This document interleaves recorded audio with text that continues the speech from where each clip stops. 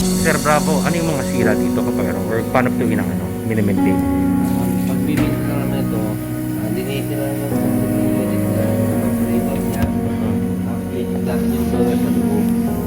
Kung tumatakbo ng maayos, para yung ano ng preyon niya, Oo.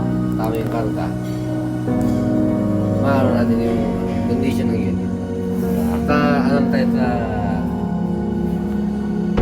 preventive maintenance niya, kailangan ma-maintain natin yung linis.